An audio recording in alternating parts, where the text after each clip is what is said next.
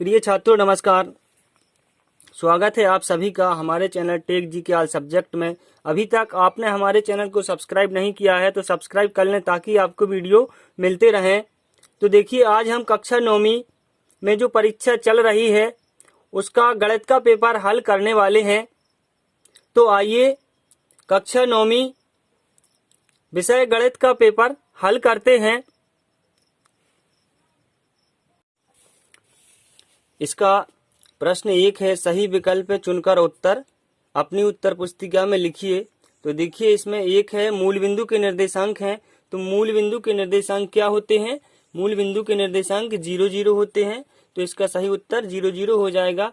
फिर देखिए 2 है वर्ग के परिमाप का सूत्र है। तो वर्ग के परिमाप का सूत्र क्या होता है? 4a होता है। फिर 3 है गोले के पृष्ठीय क्षेत्रफल का सूत्र है। तो हमें पता है गोले का पृष्ठीय क्षेत्रफल 4 पाई r वर्ग होता है। फिर देखिए प्रश्न 4 है, वर्ग अंतराल 90 से 100 में निम्न वर्ग सीमा है। हमें निम्न वर्ग सीमा बताना है। तो निम्न वर्ग सीमा क्या होती है? 90 और उच्च वर्ग सीमा 100 होगी इसमें। क्योंकि इस प्रश्न में निम्न वर्ग सीमा पूछा है तो क्या हो जाएगा? 90 हो जाएगा। फिर देखिए 5 है, बिंदु 3 5 के भुज का मान है। तो इसका सही आंसर क्या हो जाएगा? 3। फिर देखिए प्रश्न 2 है, रिक्त स्थानों की पूर्ति कीजिए। तो इसमें पहला प्रश्न है 1/2 गुणा 1। तो ये 2 और 2 कट जाएगा और इसका गुणा करेंगे तो यहाँ क्या आ जाएगा? 1 आ जाएगा। तो यहाँ हम 1 भर देंगे। फिर देखिए 2 है 0.78 धन 2.38। इनको हमें जोड़ना है। तो हम जोड़ लेते हैं। 8 और 8 16, 16 की 6 हासिल आई 1।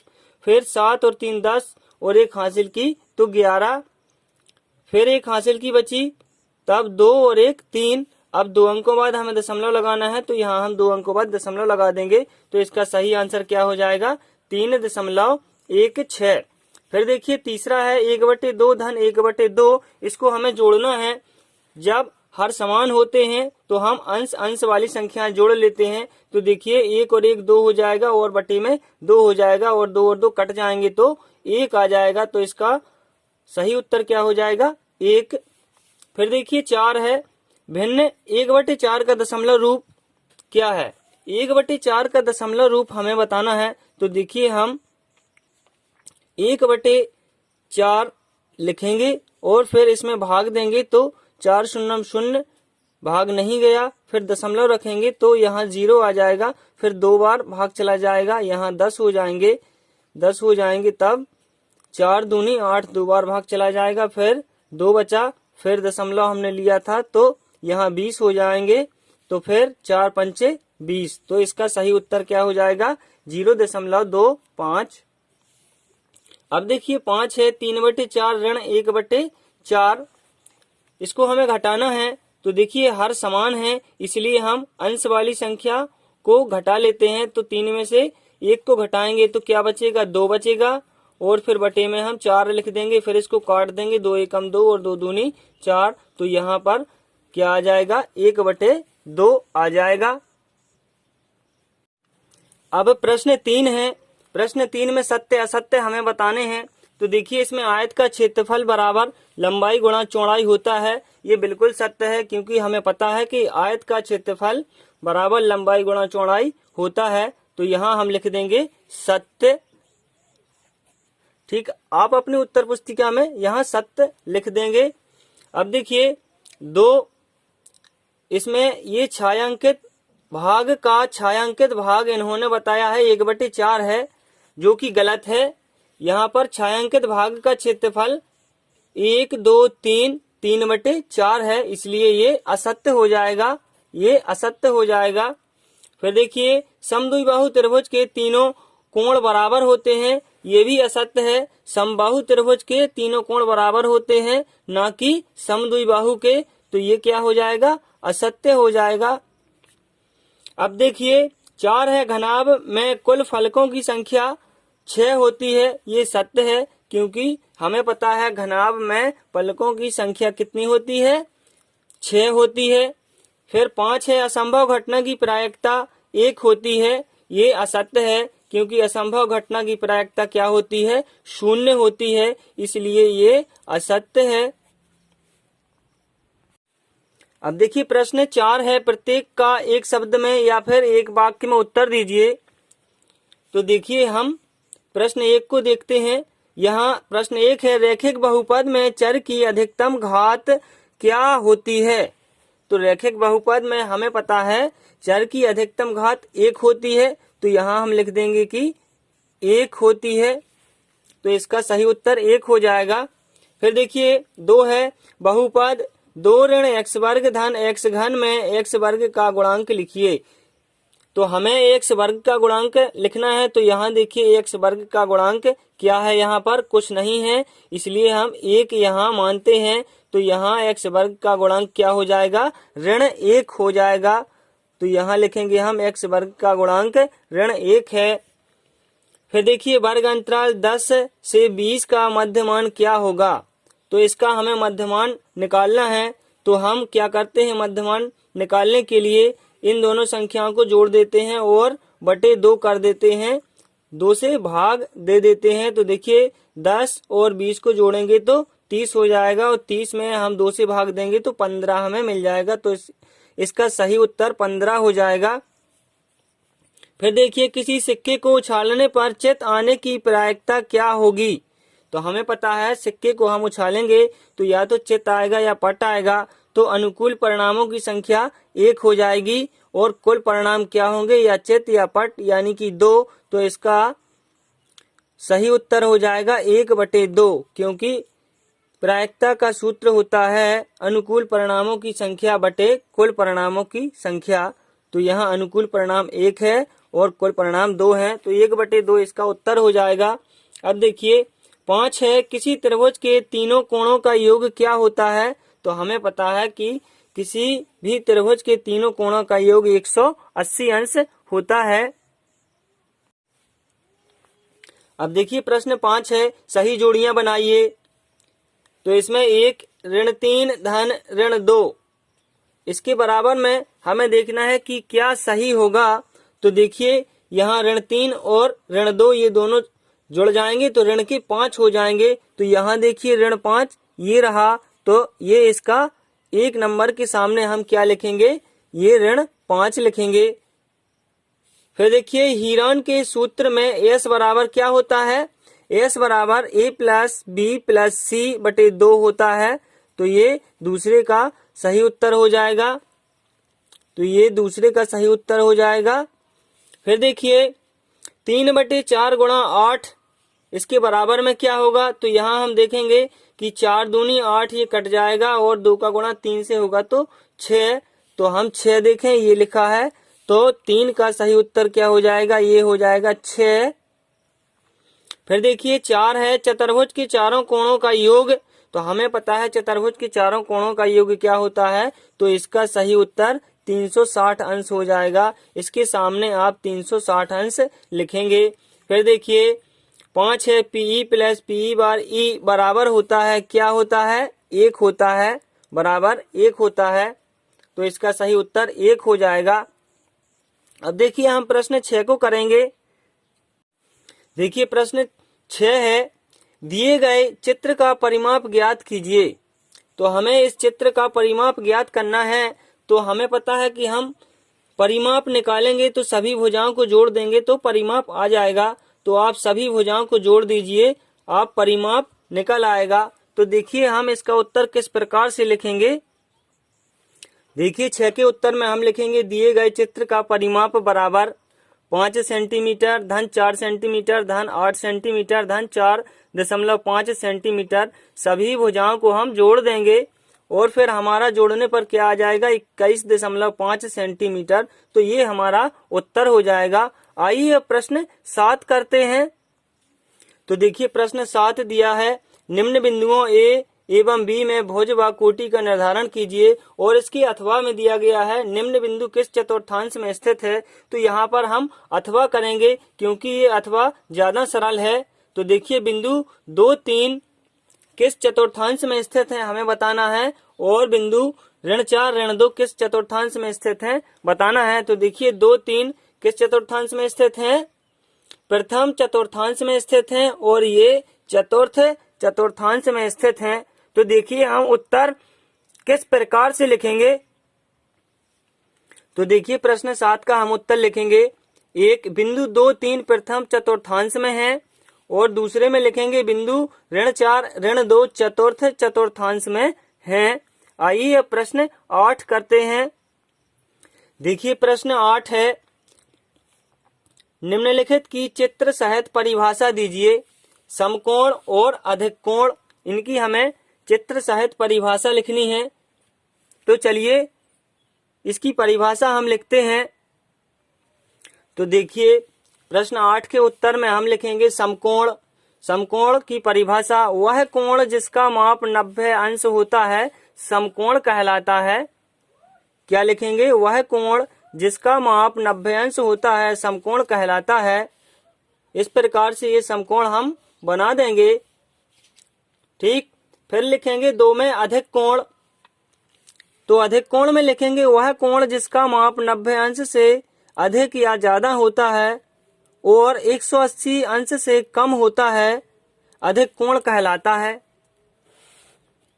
ठीक है, वह कोण जिसका माप 90 अंश से अधिक या ज्यादा हो और 180 से कम होता है वह कोण अधिक कोण कहलाता है। इस प्रकार से हम चित्र बना सकते हैं। तो आइए अब हम प्रश्न 9 को करते हैं। देखिए प्रश्न 9 है, उस गोले की त्रिज्या ज्ञात कीजिए जिसका पृष्ठीय क्षेत्रफल 154 वर्ग सेंटीमीटर है। तो चलिए इसको हम हल करना सीखते हैं। देखिए प्रश्न 9 में हमें दिया गया है गोले का पृष्ठीय क्षेत्रफल। तो यहाँ हम लिखेंगे कि हमें दिया है गोले का पृष्ठीय क्षेत्रफल बराबर 154 वर्ग सेंटीमीटर और हमें ज्ञात करना है गोले की त्रिज्या r बराबर क्वेश्चन मार्क। तो देखिए हम त्रिज्या को किस तरह से निकालेंगे। तो देखिए हम जानते हैं कि गोले का पृष्ठीय क्षेत्रफल बराबर 4 पाई r वर्ग होता है। ये हम जानते हैं गोले का पृष्ठीय क्षेत्रफल 4 पाई r वर्ग होता है। ये सूत्र हमें पता है। फिर देखिए अब प्रश्न में पृष्ठीय क्षेत्रफल तो दिया गया है 154 वर्ग सेंटीमीटर। तो हमने क्या किया, यहाँ गोले का पृष्ठीय क्षेत्रफल बराबर रख दिया 154 बराबर। देखिए यहाँ हमने 4 ये ज्यों के त्यों लिखा रहने दिए। अब पाई का मान हमने 22/7 रख दिया गुणा r वर्ग। फिर देखिए अब हम क्या करते हैं, इसको हल करते हैं। तो 154 हम लिखा रहने देंगे यहीं पर और ये गुणा में है तो ये बटे में चले जाएंगे यहाँ। तो 4 गुणा 22 हो गए और ये भाग में थे इसलिए ये गुणा में चले जाएंगे तो ये गुणा में 7 हो गए बराबर यहाँ पर r वर्ग बचेगा। अब देखिए इसको हम काट देते हैं 2 से। 2 दूनी 4 और 2 सत्ते 14 बचा 1, यहाँ हो गए 14, फिर 2 सत्ते 14। फिर हम क्या करेंगे 7 गुणा 77 यहाँ लिखेंगे बटे में 2 गुणा 22 लिखेंगे यहाँ पर। फिर 2 से हम काट देंगे। फिर देखिए अब 11 से ये कट जाएगा, 11 सत्ते 77 और 11 दूनी 22। फिर देखिए इसको काटने के बाद हम क्या करते हैं 7 गुणा 7 ये बचे हमारे पास और ये 2 गुणा 2 बटे में बचे बराबर r वर्ग।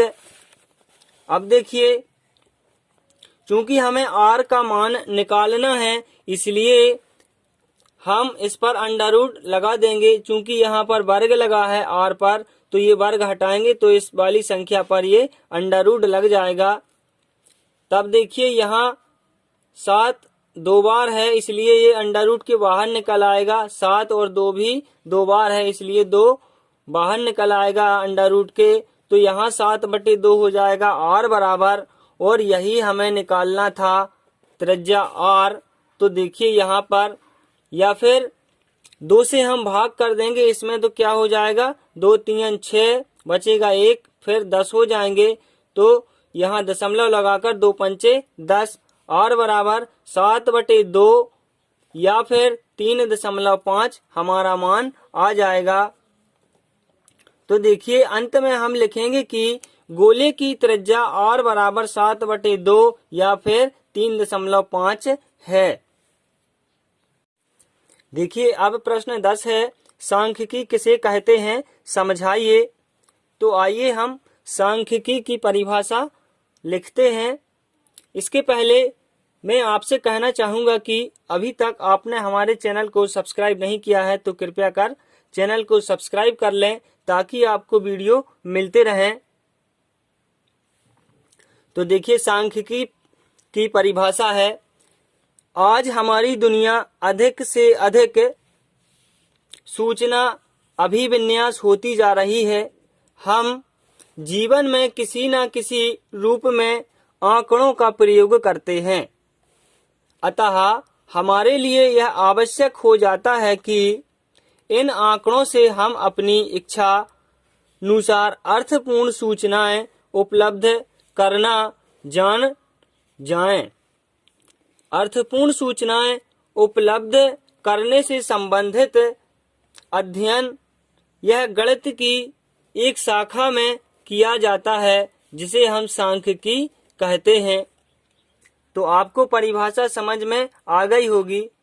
देखिए सांख्यिकी की परिभाषा के अनुसार इस प्रकार से है कि आज हम दुनिया में अधिक से अधिक सूचनाएं अधिविन्यास कर रहे हैं और हम अपने जीवन में किसी न किसी रूप में आंकड़ों का प्रयोग करते हैं कि नहीं। और हमारे लिए यह आवश्यक हो जाता है कि इन आंकड़ों को हम अपनी इच्छा अनुसार अर्थपूर्ण सूचनाएं उपलब्ध कैसे कराएं या कैसे जानें। तो यह सूचनाएं उपलब्ध करने से संबंधित अध्ययन गणित में किया जाता है। तो गणित की एक शाखा में किया जाता है जिसे हम सांख्यिकी कहते हैं। तो देखिए आप परिभाषा इस प्रकार से लिख सकते हैं। देखिए प्रश्न 11 है, आरोही क्रम में लिखिए। ये संख्याएं दी गई हैं, इनको हमें आरोही क्रम में लिखना है या इसके अथवा में अवरोही क्रम में लिखना है। तो हम आरोही क्रम में लिख लेते हैं। हमें पता है कि आरोही क्रम सीधा क्रम होता है, जैसे कि 1 2 3 4 इस तरह का क्रम आरोही क्रम होता है, और अवरोही क्रम उल्टा क्रम होता है, जैसे कि 5 4 3 2 1। ठीक है, तो हम इन संख्याओं को आरोही क्रम में लिखते हैं। देखिए आप अपनी उत्तर पुस्तिका में इस तरह से उत्तर लिखेंगे। आरोही क्रम सबसे पहले आप 1.9 लिखेंगे, फिर 4.5, फिर 5.1 और फिर 5.4। इस प्रकार से ये उत्तर हो जाता है। देखिए अब प्रश्न 12 है, जांच कीजिए कि x बराबर 2 बहुपद x वर्ग ऋण 5x धन 6 का एक शून्यक है अथवा नहीं है, हमें यह बताना है। और अथवा में भी उसी तरह मान निकालना है। x बराबर 2 पर बहुपद 5x ऋण 4x वर्ग धन 3 का मान ज्ञात कीजिए। तो देखिए हम ये वाला प्रश्न करेंगे। तो देखिए आप इस तरह से उत्तर लिखेंगे कि मान लीजिए बहुपद px बराबर x वर्ग ऋण 5x धन 6। फिर इसके बाद p2 बराबर क्या हो जाएगा, जब हम यहाँ पर x बराबर 2 लेंगे, क्योंकि प्रश्न में दिया गया है, ये देखिए प्रश्न में दिया गया है कि x बराबर 2, इसलिए जब हम यहाँ x बराबर 2 लेंगे तब यहाँ x की जगह पर 2 रख देते हैं। तो देखिए x की जगह पर हम 2 रख देते हैं यहाँ पर, तो 2 का वर्ग हो जाएगा। फिर ऋण 5 और x की जगह पर यहाँ 2 रख देते हैं, तो 5 गुणा 2 हो जाएगा और ये धन 6। फिर देखिए बराबर में 2 का वर्ग करेंगे तो 4 हो जाएगा, और यहाँ ऋण 5 का गुणा 2 से होगा तो 5 दूनी 10 हो जाएगा और धन 6। फिर ये देखिए ये धन के 4 हैं और ये धन के 6 हैं, दोनों जुड़ जाएंगे तो 6 और 4 धन के 10 हो जाएंगे, और ऋण के ये 10 पहले से ही थे। अब देखिए धन के 10 और ऋण के 10 आपस में घट जाएंगे तो ये 0 आ जाएगा। तो यहाँ पर हम लिखेंगे P2 बराबर 0।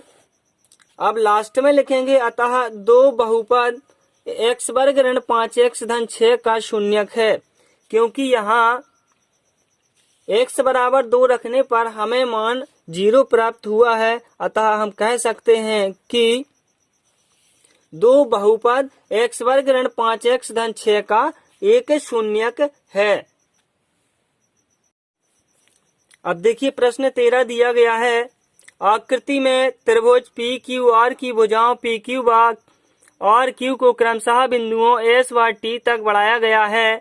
यदि कोण एस पी आर बराबर 135 अंश है और कोण पी क्यू टी बराबर 110 अंश है, तो कोण पी आर क्यू ज्ञात करना है। हमें ये पी आर क्यू ये कोण ज्ञात करना है कि कितना है। तो आइए हम इस प्रश्न को हल करते हैं।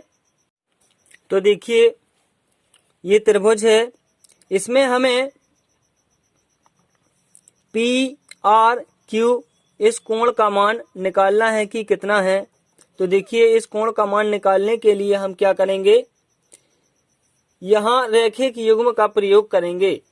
हमें पता है रैखिक युग्म में यहाँ देखिए ये रैखिक युग्म बन रहा है, यानी कि यहाँ से यहाँ तक का इसका और इसका मान कितना होता है, 180 होता है। तो यहाँ हम लिखेंगे कि कोण पी क्यू टी, कोण पी क्यू और टी, ये क्या है यहाँ पर टी है, तो कोण पी क्यू टी धन, इसमें हम रैखिक युग्म लगा दें। इसमें हम रैखिक युग्म लगाएंगे तो यहाँ से यहाँ तक का जो मान होगा वह 180 अंश होगा। तो यहाँ पर हम पी क्यू टी धन एक कोण और इस साइड का कोण बराबर में 180 अंश ले लेंगे। और देखिए दूसरा कोण क्या है, पी क्यू आर, ये कोण बनेगा। अब हम यहाँ लिख देंगे कि कोण पी क्यू टी धन कोण पी क्यू आर बराबर 180 अंश है। चूंकि हमें पी क्यू टी दिया गया है 110 अंश, तो हम यहाँ लिख देंगे। फिर धन कोण पी क्यू आर, ये हमें पता नहीं है, निकालना है। और इन दोनों का मान का टोटल हम करेंगे तो 180 अंश होगा रैखिक युग्म से। फिर देखिए 110 अंश धन कोण पी क्यू आर बराबर 180 अंश। फिर कोण पी क्यू आर बराबर क्या हो जाएगा, 180 में से हम 110 घटा देंगे। फिर कोण पी क्यू आर बराबर 180 में से 110 को हम घटाएंगे तो यहाँ 70 बचेगा। इसी प्रकार से हम यहाँ पर रैखिक युग्म का प्रयोग करेंगे। तो यहाँ देखिए कोण एस पी आर में देखेंगे, एस पी आर धन हो जाएगा कोण क्यू पी आर, कोण क्यू पी आर, ये अंदर वाला कोण, क्योंकि ये बाहर वाला कोण तो हमें 135 अंश दिया गया है, हमें इस कोण को और निकाल लेना है। तो देखिए यहाँ हम लिखेंगे कोण एस पी आर धन कोण क्यू पी आर बराबर 180 अंश होता है। चूंकि यहाँ पर 135 अंश एस पी आर का मान दिया गया है, इस कोण का मान 135 अंश दिया गया है, तो इसको हम लिख देंगे धन कोण क्यू पी आर, ये क्यू पी आर, इस कोण को हम निकालेंगे। तो इन दोनों का हम टोटल करेंगे, इसका और इसका, तो 180 अंश होगा। तो यहाँ हमने 180 अंश लिख दिया। फिर यहाँ लिखेंगे कोण क्यू पी आर बराबर, ये माइनस में चला जाएगा 135, इसका पक्षांतर हो जाएगा। तो 180 में से 135 पक्षांतर करने पर ये घट जाएगा। तो देखिए कोण क्यू पी आर बराबर क्या आ जाएगा, आपका 45 अंश आ जाएगा। इस कोण का मान क्या हो जाएगा, 45 अंश हो जाएगा। अब देखिए हमें पता है कि त्रिभुज के तीनों कोणों का योग कितना होता है, 180 अंश होता है। तो देखिए हमने इस कोण का मान निकाल लिया। इस कोण का मान कितना आया था, हमारे पास 70 आया था। और क्यू पी आर का मान क्या आ गया हमारे पास 45 आ गया। तो हम जानते हैं कि तीनों कोणों का योग हम करेंगे तो 180 अंश होता है। तो हमारे पास दो कोण के मान हैं, एक को हम x मान लेंगे, फिर घटा देंगे तो एक कोण का मान आ जाएगा। अब इसी प्रकार से देखिए हमने यहाँ पर लिखा कि त्रिभुज पी क्यू आर में कोण P, कोण Q और कोण R तीनों का टोटल कितना होगा 180 अंश होगा। तो हमने यहाँ पर लिख दिया कि कोण QPR धन कोण PQR धन कोण PRQ बराबर 180 अंश होगा। इसलिए हमने इसके मान हमें पता थे 70 और 45 हैं। तो यहाँ पर हमने कोण QPR का मान 70 रख दिया और कोण PQR का मान 45 रख दिया और हमें कोण PRQ ये R का मान हमें निकालना है, ज्ञात करना है प्रश्न में। तो हमने इसको अभी ज्यों का त्यों लिखा रहने दिया बराबर 180। अब देखिए हम इन दोनों का टोटल करेंगे तो कितना हो जाएगा, 70 और 45 को जोड़ेंगे तो 115 हो जाएगा धन कोण PRQ बराबर 180। अब चूंकि हमें कोण PQR का मान निकालना है इसलिए कोण PRQ बराबर कोण PRQ बराबर 180 माइनस 115, क्योंकि 115 का पक्षांतर हो जाएगा। तो यहाँ पर कोण PRQ बराबर क्या आ जाएगा 65 आ जाएगा। तो इसका सही उत्तर क्या आ जाएगा 65। तो यहाँ हम लिख देंगे कि कोण PRQ बराबर 65 अंश है। यही हमें प्रश्न में पूछा गया था। तो आइए अब हम प्रश्न 14 को करते हैं। देखिए प्रश्न 14 है समांतर चतुर्भुज के कोई 3 गुण लिखिए। हमें समांतर चतुर्भुज के कोई 3 गुण लिखना है। तो देखिए आप अपनी उत्तर पुस्तिका में इस तरह से उत्तर लिखेंगे कि समांतर चतुर्भुज के गुण और फिर यहाँ नंबर 1 डालकर लिखेंगे कि इसकी सम्मुख भुजाएं बराबर होती हैं और 2 में लिखेंगे सम्मुख कोण बराबर होते हैं और 3 में लिखेंगे कि इसके विकर्ण होते हैं जो वह एक दूसरे को समद्विभाजित करते हैं। एक बार फिर से देख लें, सम्मुख भुजाएं बराबर होती हैं समांतर चतुर्भुज की, ठीक। फिर सम्मुख कोण बराबर होते हैं। फिर 3 है विकर्ण एक दूसरे को समद्विभाजित करते हैं, समद्विभाजित करते हैं। अब देखिए प्रश्न 15 है गुणनखंड ज्ञात कीजिए 12x वर्ग ऋण 7x धन 1। तो आइए इस प्रश्न को हल करते हैं। तो देखिए यहाँ 12x वर्ग ऋण 7x धन 1 इसके हमें गुणनखंड निकालने हैं। तो हम गुणनखंड निकालने के पहले क्या करते हैं, इस 12 का गुणा इस 1 में करते हैं। तो यहाँ क्या हो जाएगा 12 एकम 12। अब हमें ऐसी 2 संख्याएं लेनी हैं कि जिनका आपस में हम गुणा करें तो 12 हो और उनको आपस में जोड़ें या फिर घटाएं तो ऋण का 7 हमें मिले। तो ऐसी 2 संख्याएं कौन सी हो सकती हैं। तो देखिए सबसे पहले हम क्या लेते हैं, अगर हम 6 और 2 को लें तो गुणा करने पर हमें 12 तो प्राप्त होता है, परंतु अगर हम इनको जोड़ें तो 8 और घटाएं तो 4 प्राप्त होता है, तब हम ये संख्याएं नहीं लेंगे। अब देखिए अगर हम 4 और 3 का गुणा करें तो हमें 12 मिलता है और अगर हम इन दोनों को जोड़ दें तो 7 मिलता है, परंतु हमें यहाँ ऋण का 7 चाहिए। तो हम क्या करेंगे, ऋण का 4 और ऋण का 3 ले लेंगे।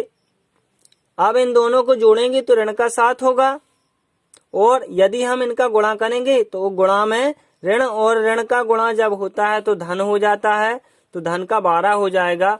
इसलिए अब हमें संख्याएं मिल गई ऋण 4 और ऋण 3। अब हम इसमें x और ऐड कर लेते हैं तो देखिए यहाँ पर हमने यहाँ लिख लिया 12x वर्ग ऋण 7x को हम किस प्रकार से लिख सकते हैं, ऋण 4x और ऋण 3x लिख सकते हैं। ये 7x ही तो हो जाएगा जोड़ने पर। फिर देखिए धन 1, फिर इसके बाद हम यहाँ से 4x कॉमन निकाल लेते हैं।